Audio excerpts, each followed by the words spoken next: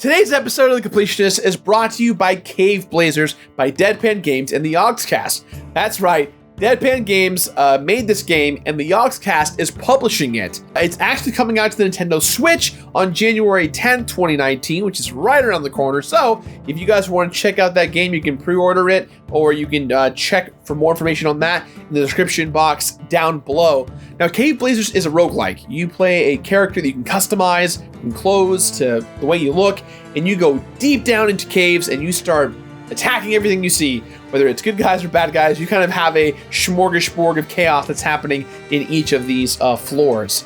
You have a lot of characters and enemies that just kind of blow up and explode, and there's a lot of chaos happening, and each floor gets more difficult as you go down, especially because you get things like curses and items that drastically change the pace of the way that things are going during your experience. The more you die, the more you're rewarded in a way. As you get further and further into each floor, you have an experience bar that builds up based on how far of progress you've made. And so you unlock new things like new perks, new costumes, new weapons, new challenges, all kinds of fun stuff. There's even daily runs for you guys who are all about those kind of, daily wake ups into games. Wake up, I want to try this hard thing and give it a shot. So that's Caveblazers. Thank you so much for sponsoring today's video, guys. I really appreciate it. If you want to pick up the game, it's coming out on January 10th, 2019. And hey, if you want to see the Beer Bros and I play it, we're going to be doing a video on that in the next couple of days. So thank you very much. Enjoy today's video.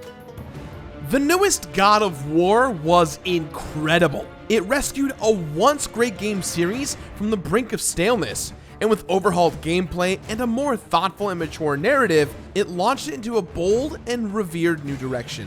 But such drastic improvements may have inadvertently spoiled the rest of the franchise. After enjoying something's evolved form, is it still possible to appreciate what it used to be? Does the answer to that question change when we directly compare the new and improved to what's reputably the series' creative low point? Here's hoping that I find something worthwhile when I complete God of War Ascension. Hey everyone, and welcome back to another brand new episode of The Completionist. Now, as many of you guys have known for the past few years, I have been obsessed with God of War as a franchise. I have played almost all the God of War games, and with Ascension, there's only one game left I haven't played, and that being the Chains of Olympus, if you will. I was very excited to play Ascension when it first came out. It was the kind of game that I knew I wanted to play because I love Kratos as a character, I love his origin story, I love where he came from, and I love the path of destruction and chaos that he has to kind of meddle himself throughout. When it came to Ascension, though, everyone across the board kind of crapped on it. And for me, it made me want to not play the game. I just let kind of outside influences drown out my personal opinions and feelings about it before I even played it. And I learned early on while doing this stuff on YouTube that I should just not listen to anyone and do my own thing. Well, I've learned that it's not too late, and I'm now playing God of War Ascension now. So, grab some popcorn, if you eat popcorn when you watch videos, and come with me on the journey that is God of War Ascension. Let's begin. Yes!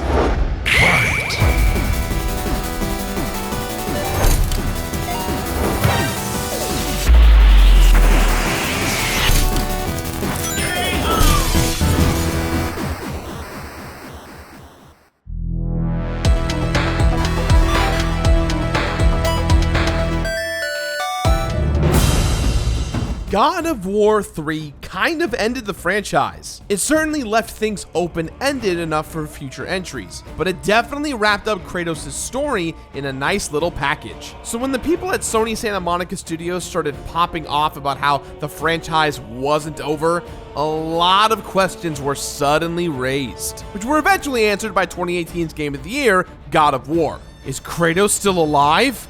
Yes, he is. Is he gonna travel the world and bop other pantheons? Oh, most definitely. Will this new game feature another playable character?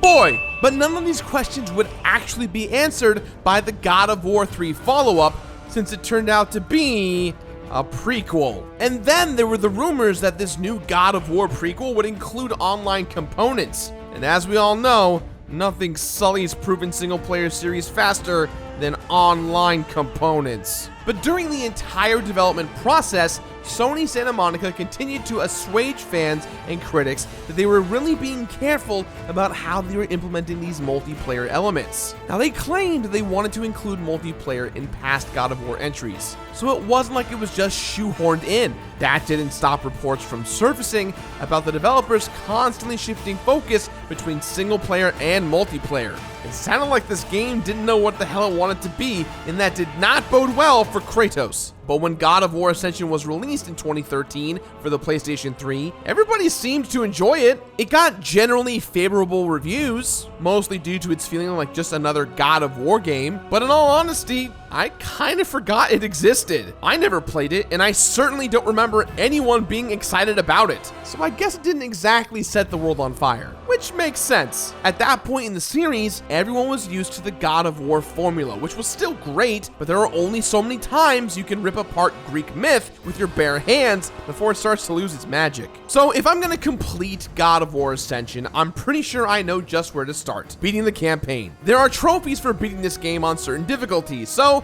I'm just gonna get that train rolling by starting with hard mode. Along the way, I'll be making sure to upgrade Kratos completely, including all of his magic attacks and a couple of artifacts. Damn, man, how much more can you upgrade yourself, man? What Greek characters haven't you murdered or mugged yet? Well, I guess at this point, it is the beginning of the murdering and the mugging, so no one, which means everyone's on the table. After that, my next task will be to knock out New Game Plus, as well as revisit certain chapters for some cleanup duty. Certain trophies can only be unlocked by backtracking with certain gear, and almost all of them involve hurting someone. You know, I forgot how single-minded Kratos used to be. Ares! Ares! Ares!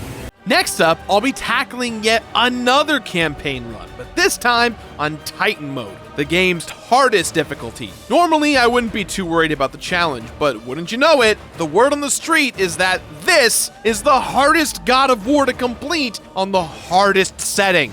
And if that wasn't enough, there's also the multiplayer. We're talking multiple factions to level up, prestiging several times, and even some good old RNG to boot. Why in God's name have the servers not been shut down for this game by now? Actually, you know what? Are you messing with me? Yeah, I'm messing with you. They're still up. Come on, man, not cool.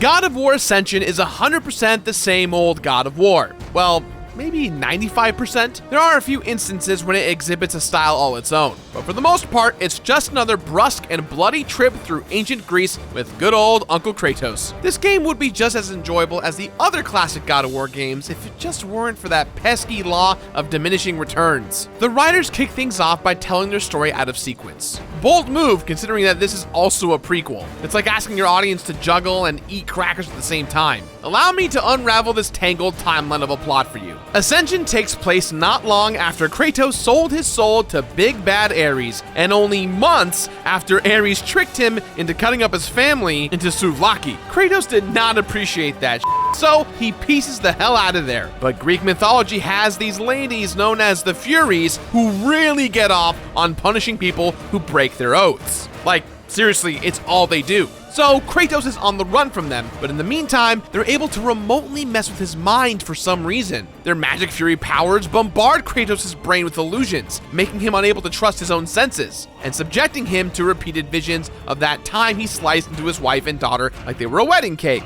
Kratos is confronted by a shady dude who says that he needs to seek out the Oracle at Delphi in order to stop his cuckoo crazy head pictures. And off he goes, killing just about everyone he meets along the way. Oh, right, and the narrative keeps shifting back and forth between that plot and another one in which Kratos has already been captured by the Furies. I guess something went wrong in that journey, huh? Kratos busts out of his prison made out of a giant man and sets his sight on punishing the Furies for making him insane in the membrane. While completing this game, I kept trying to figure out why they would choose to frame the story in such a complex manner, and my best guess is that it afforded them the most ass-beating possible. But what rubs me the wrong way is that in all the time they took to avoid convention, they never made any effort to make me care about Kratos at all. It's a serious case of telling instead of showing. Just imagine if players were able to play through Kratos' last errand for Ares. It would sure go a long way in helping us understand and care about Kratos' choices. Plus, you'd get your obligatory action-packed cold open. Instead, We got a narrative that feels like a mishmash of half-baked ideas that are clearly chosen in order to avoid interfering with the already established God of War canon. Remember, if it's a prequel, nothing substantial can happen in the narrative. You can find little tidbits of lore strewn about, but they're nothing substantial, and they're hardly immersive, like scribblings on a wall in a horror game, or discovered documents in a mystery. Look, I'm not saying I hated Ascension's story, I'm saying there was barely a story at all, and to that point, I missed story time on the boat with my boy. I did enjoy the moments of pure spectacle in this game. The God of War series had basically perfected the art of epic vistas at this point, and Ascension contains plenty of moments where the sheer scale of your environments will make you stop and smell the flowers. And of course, there are several instances where the raw depictions of violence will leave you slightly slack-jawed. There's clearly someone on the dev team whose job is coming up with new ways for Kratos to kill things. And there are some cool new enemies to tear apart. It seems like they brought out the bestiary for some of these guys. We've got manticores now. And these mammoth men are, oh my god, that's his brain, my dude. Brain surgery aside, Ascension felt like one long spell of deja vu. I felt like I'd been there, done that, and seen it all before. Even the prison made out of a giant man feels like something I'd seen in this franchise before. But an enormous bug torso exploding out of a huge arm? Now that's a new one. Neat. It's pretty striking to hear Living Single's T.C. Carson as Kratos again. I'd almost forgotten how much younger he sounded back in the day. And, you know, all the yelling. The sound design can still get the blood pumping with massive explosive sounds and the ever-present orchestral arrangements accompanying Kratos' journey. But at the end of the day, I kind of have a hard time remembering any of it because I don't feel much connection to it. Ascension is like one of those movies that people make apologies for by saying things like, it's good for what it is, or you'll enjoy it if you go in with the right expectations. Well, I went in with very low expectations. And I suppose they were met, but that doesn't mean the game is worthy of praise because of it. Let's not let our low expectations create undeserved accolades. That's how we get Chappies. Remember Chappie? Remember Die Antwoord? Diantword? How do you pronounce that? Diantword. Diantword. Diantword. Diantword.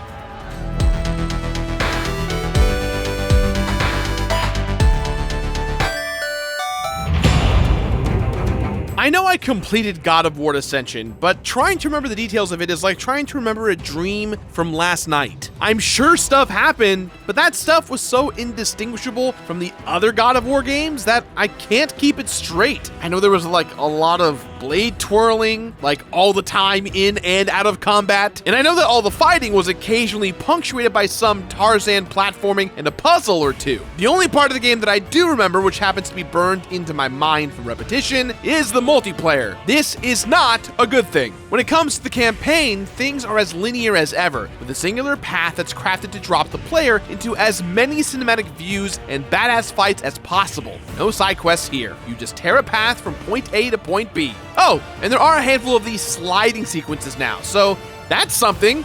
Whee! The biggest changes to the God of War formula lie within the combat. Instead of collecting a bunch of different mythological weapons and trinkets over the course of the game, Kratos can now instead switch between a bunch of color-coded power-ups for his Blades of Chaos. Each one is based on a different member of the Greek pantheon and alter Kratos' moveset in different ways, changing up his combo enders, his magic spells, and even his rage mode. You've got your roasty toasties from Ares, some frosty freeze from Poseidon, a bit of shock therapy from Zeus, and some dead people aka purple drink from Hades. While each style has their own strengths and capabilities, they don't really change up Kratos' base moveset as much as a completely new weapon would. But it does feel good to switch between the styles on the fly mid-combat. Several enemies in the game also match the color-coded element shtick, so they were clearly going for a theme here. Actually, there are other weapons for Kratos to use in Ascension, but they are temporary and you have to find them in the environment or rip them off of your enemies. On top of that, they're not even that exciting. We're talking about basic swords, spears, and clubs. No more legendary weapons from Greek myth.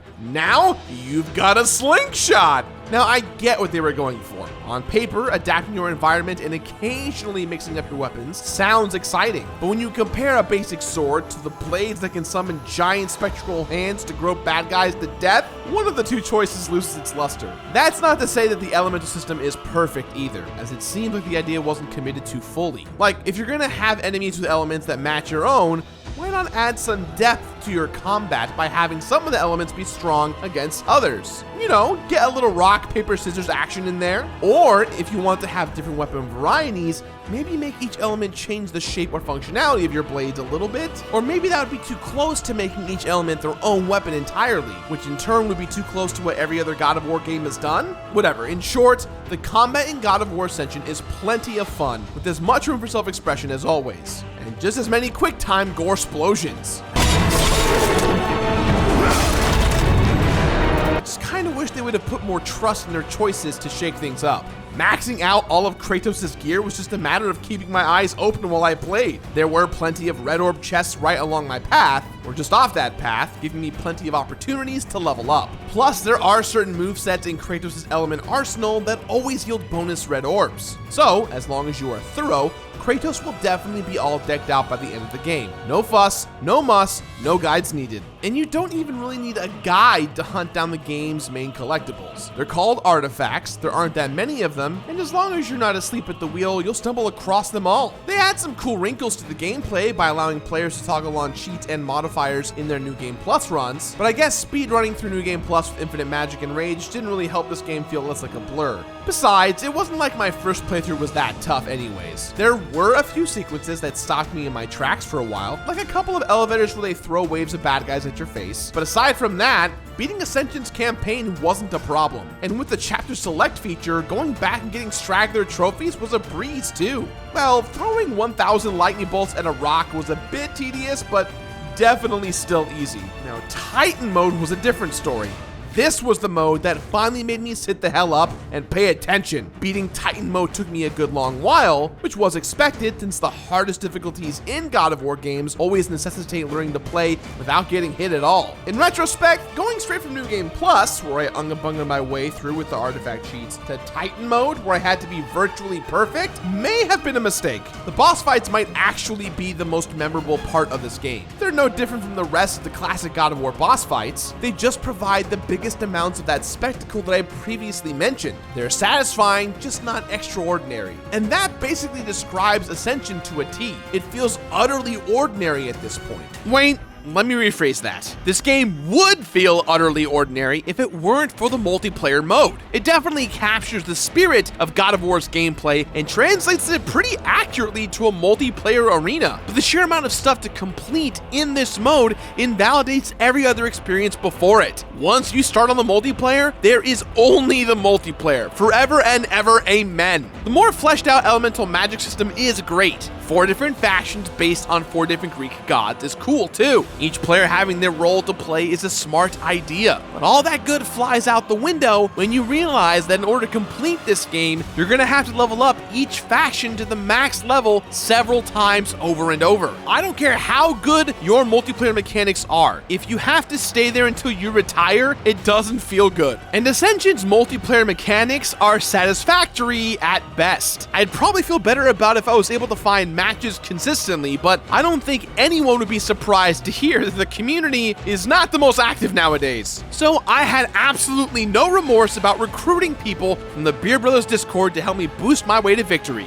A big thank you to ERG Apollo, Harvest, Mass Defect 1, Ray Ray, Caprio, Nightshade, Some Science Cat, Stale Moves McGee, Stardust, Stella Potato, and Veront. Without these guys, I would not have been able to knock any of this out. With our 2v2 private lobby setup, it took about 2 hours to get from level 1 to 40, and then Prestige. Each faction has unique gear as rewards, but you can only purchase them with Ascension tokens, and you can only get those by prestiging. So that's several pieces of gear across 4 factions, which equals over 100 hours of gameplay. They didn't make this process easy either. The servers would consistently drop one of our players or more out of the game, rotating in a random player who would then ruin our game plan. That's right, it would change the private lobby we had to and not so private lobby. Get out of our lobby. This is not a for fun lobby. This is my job lobby. The multiplayer increased my playtime with God of War Ascension by around 10 times. It's clear that getting all the multiplayer gear was never intended for anyone to do, and it's a shame that I never got to experience this game in its heyday. I'm sure actually playing in some matches instead of waiting for hours to find one was actually real fun, but at the end of the day, this seems like a multiplayer diversion with a campaign tacked onto it. Completing this game has made me appreciate the latest God of War even more. Now more than ever, I get why the developers felt they needed to change things up. It's simple. If your game hinges on making people react to exciting gameplay and massive displays of spectacle, you have to keep surprising them. But this wasn't the way to do it. This is a very different God of War game, but it doesn't feel like the God of War people wanted. You know, like the one where Kratos hops between multiple dimensions to take down several pantheons in one game. Egyptians?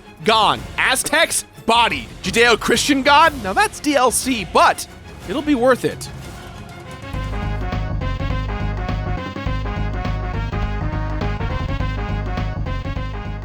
Oh, come on, man. I was rooting for this game. But here we are with God of War Ascension only having one type of unlockable, and it's just as unoriginal as the rest of the game. You'll unlock a set of costumes simply by beating the campaign. The problem is that most of these armor sets look way too similar to each other. It's just a bunch of helmets and shoulder pads and ugly. This could have been the one spot where Ascension made a name for itself. How about some silly ass costumes based on the 4 different combat elements? We could have had Reaper Kratos or Santa Kratos. Dress the man like a clown. Anything to help this game stand out would have been great. With the way things have been going with this game, it should come as no surprise there are no completion bonuses for anything else. Nothing for New Game Plus, nothing for the Platinum Trophy, nothing for Titan Mode, and nothing for the multiplayer either. It's a travesty. I'm not disappointed because of all the work and time I put into this game. And make no mistake, it was a lot of work and time. I'm disappointed because Ascension failed to stand out, even during the moments where it was painfully easy to do so. While I completed God of War Ascension, there were 47 deaths, 7 costumes earned, 10 artifacts collected, 36 trophies unlocked, 28 prestiges achieved in multiplayer, 120 hours of total playtime, and only 5 years between this game's release and the release of the new God of War. What a difference 5 years can make. Despite my constantly mentioning it, I tried really hard not to compare the new God of War to Ascension, but while I played it, the new one kept creeping up into my mind. I don't think it's fair to compare the two, but it's bound to happen. We're living in a world where we've witnessed firsthand what the God of War series has the potential to be. And ultimately, that makes Ascension seem a lot more flawed and uninspired. Maybe if I had completed it before this year, I would have found God of War Ascension slightly more remarkable, but I guess I'll never know. As for now, it's a game that's probably best left in the past. After sinking a lot of time into God of War Ascension, I'm a little disappointed. And it's hard, right? Because I tried my best to not talk about the new God of War reboot, and it's hard that influenced a lot of my opinions on today. But the reason why it did is because everything that came before Ascension was relatively simple, engaging, over the top, and the same. God of War Ascension feels like God of War 3.5, if you will. And I think that it was a stopgap game because the God of War 3 engine was so expensive, they needed another title. That's how it comes off to me. I will say the most unique thing about God of War Ascension is its multiplayer mode. And at one point or another, this mode, this whole setting of the online atmosphere was really fascinating and very, very fun. Today, unfortunately, it has not aged well, and you can't even get a game going because of the services that no one's playing this game. That's a true thing that happens in today's day and age. If no one is playing the game over the course of several years and it doesn't have that fan base, then the game itself is going to die. And unfortunately, God of War Ascension is the kind of game that the multiplayer seemed like an afterthought, even though it probably wasn't. It just comes off that way. A lot of games at the time during that era did feel that way. So with all the stuff kind of out in the open and what you guys just watched in this video, let me be clear, I had fun with God of War Ascension. The multiplayer could be fun. It's just a bit repetitive, both from God of War standards and from a multiplayer standard. So, with that in mind, guys, I give this game my completionist rating of play it.